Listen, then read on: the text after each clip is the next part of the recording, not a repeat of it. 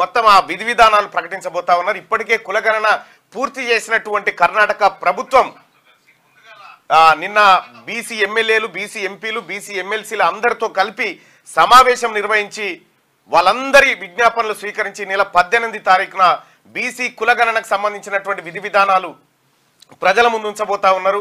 ఎవరు ఏంది అనేది మొత్తం బీసీ కాదు అన్ని కులాలకు సంబంధించి 7 కోట్ల కర్ణాటక ప్రజల ఏవైతే ఉన్నాయో జనాభా లెక్కలు ఏవైతే ఉన్నాయో వాటిని బయట పెట్టబోతా ఉంది కర్ణాటక ప్రభుత్వం. కర్ణాటక ప్రభుత్వానికి ధన్యవాదాలు. రాహుల్ గాంధీ గారి ఆలోచన ఏదైతే ఉందో ఆ ఆలోచనను ఇంప్లిమెంట్ చేస్తూ సిద్ధరామయ్య గారు బయట పెట్టబోతా ఉన్నాడు. నిజంగా కర్ణాటకలో వచ్చేటువంటి కర్ణాటకకు సంబంధించిన డేటా కూడా నా దగ్గర ఉంది. అక్కడ ఎవరెవరు ఎంత ఉన్నారు అనేది మనం ఓసారి శనార్థి తెలంగాణలో చేసినాం. అయితే యాక్యురేట్ గా ప్రభుత్వం ఎవరైతే రాహుల్ గాంధీ గారు చెప్పినట్టుగా ఎవరు ఎంతో వాళ్ళకు అంత దక్కాలనేటువంటి అంశం మీద కర్ణాటక ప్రభుత్వం అత్యంత కీలకమైనటువంటి నిర్ణయాలు తీసుకోబోతా ఉంది ఈ నెల 18న జరిగేటువంటి మంత్రివర్గ సమావేశంలో. సో మరి తెలంగాణ ప్రభుత్వం కూడా మరి అక్కడ రాహుల్ గాంధీ గారి ఆశయాలు ఇంప్లిమెంట్ చేస్తూ ఉన్నారు. ఆయన ఇచ్చినటువంటి మాటలన్నింటినీ ఇంప్లిమెంట్ చేస్తూ ఉన్నారు కర్ణాటక ముఖ్యమంత్రి సిద్ధరామయ్య గారు. మరి ఇక్కడ కూడా కాంగ్రెస్ పార్టీ ప్రభుత్వమే ఉంది కాబట్టి రాహుల్ గాంధీ గారి ఆలోచన ఇక్కడ ఇంప్లిమెంట్ కావాల్సినటువంటి అవసరం ఉంది. కాబట్టి మరి తెలంగాణ ముఖ్యమంత్రి గారు అక్కడ 18 తారీఖు పెట్టి మీరు ఇప్పటిదాకా ఒక సింగిల్ విధి విధానాల ఖరారుకు సంబంధించి సింగిల్ ఎజెండా కూడా సింగిల్ మీటింగ్ కూడా పెట్టలేదు. ఈసారి ఖచ్చితంగా పెట్టాల్సిందిగా మీకు రిక్వెస్ట్ చేస్తా ఉన్నాం. కర్ణాటక ముఖ్యమంత్రి సిద్ధరామయ్య గారికి జయహో. ఎందుకంటే ఒక సాధారణ కురుమ బిడ్డ అక్కడ ముఖ్యమంత్రిగా ఉండడంతో అక్కడ మొత్తం కులగణన చేసిరు. కులగణన సంబంధించినటువంటి విధానాలన్నింటినీ ప్రకటించబోతా ఉన్నారు. అది అట్లా ఉంటే ఇక నారాయణపేట ఇది పంపించిన అది వచ్చిందా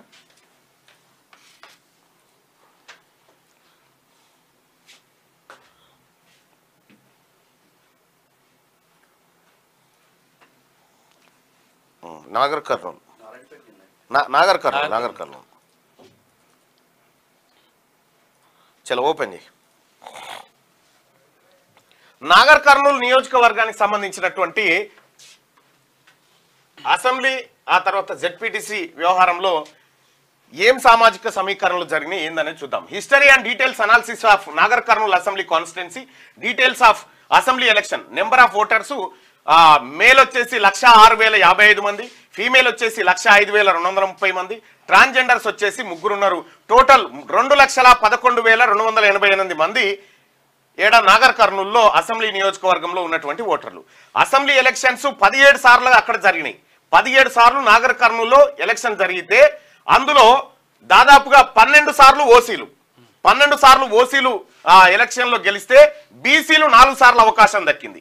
the MLA from BC category who got elected ఒకే ఒక్క ఆయన నారాయణ గౌడ్ 1967 నుంచి 67, 73, 83, 89 4 సార్లు ఆయన ఒక్కడు మాత్రమే గెలవడం జరిగింది ఈ 17 సార్లు జరిగినటువంటి దాంట్లో. మరి బీసీలు ఎంతమంది ఉన్నారు? 1989 నుంచి ఇప్పటి వరకు అక్కడ బీసీ ఎమ్మెల్యే లేడు. 1989, 99, 2009, 19 దాదాపు 30 ఏళ్ళు దాటిపోయింది. 35 సంవత్సరాల నుంచి నాగర్ కర్నూలులో బీసీ ఎమ్మెల్యే లేడు. సో ఏం జరిగింది? As per the demography of Nagarkurnool constituency number of BC voters are approximately ఎంతమంది ఉన్నారంటే 53.3% మంది బీసీ ఓటర్లు ఉన్నారు నాగర్ కర్నూలులో. 53.3. అందులో మొత్తం 2,11,288 అయితే దాంట్లో 1,12,588 1,12,588 బీసీలు ఉన్నారు. As per demography of Nagarkurnool constituency number of OC voters are approximately 12.9%, which will be around 27,256. మొత్తం నాగర్ కర్నూలు అసెంబ్లీ కాన్స్టిట్యున్సీలో ఉన్నటువంటి ఓసీ ఓటర్లు 27,256 మంది. బట్ దే గాట్ ఎలక్టెడ్ 12 సార్లు ఎలక్షన్ 12 సార్లు గెలిచారు.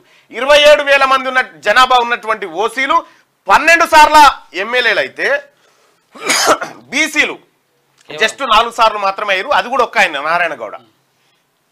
ఇప్పుడు నాగర్ కర్నూలు నియోజకవర్గంలో వాస్తవానికి ఎమ్మెల్యేగా గెలవడానికి ఎంత కావాలి మనకు?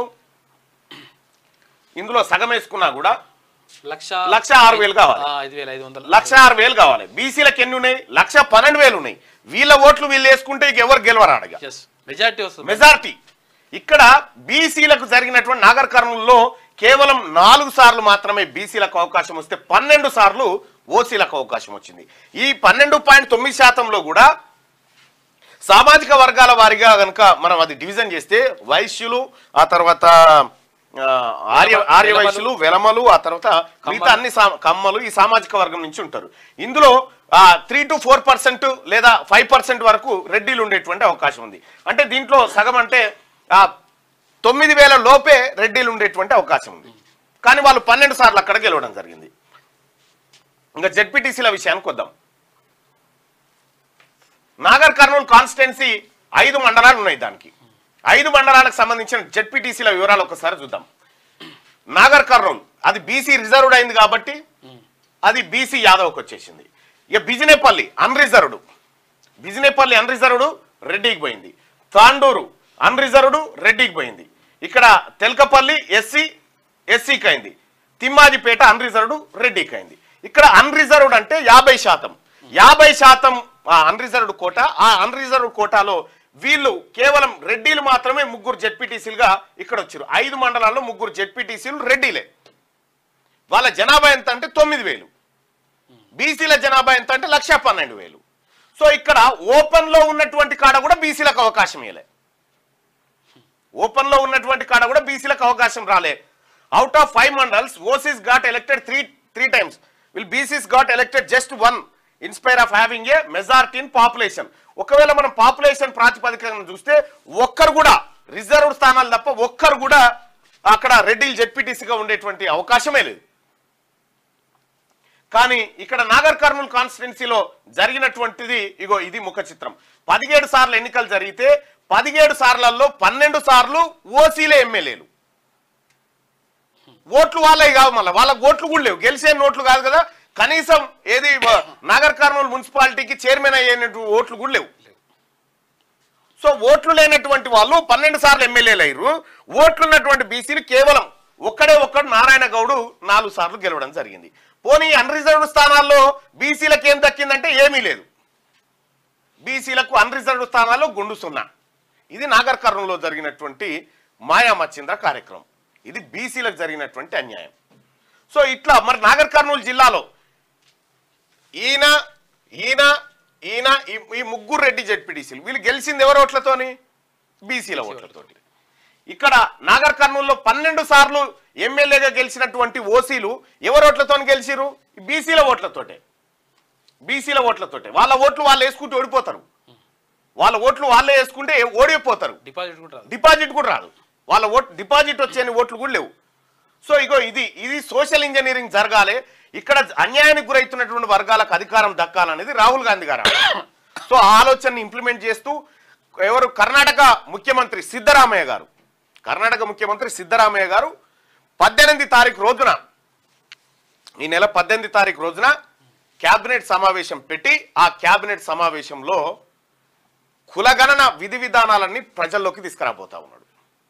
కులగణన ఆల్రెడీ చేసి రెడీగా పెట్టి బీహార్ కూడా చేసింది, కర్ణాటక చేసింది, తెలంగాణ రాష్ట్రం చేస్తా అని చెప్తుంది. కానీ ఇంకా ముఖ్యమంత్రి గారు మరి దాని మీద అయితే ఏం సప్పుడే లేదు. ఆ ఫైల్ ముఖ్యమంత్రి గారి టేబుల్ మీద ఉంది. మరి ఆయన సంతకం పెడితే అది పోవాలి. రైట్, ఇది నాగర్ కర్నూలు నియోజకవర్గానికి సంబంధించినటువంటి బ్రీఫింగ్. ఇక మార్నింగ్ న్యూస్లో వెలుగు దినపత్రిక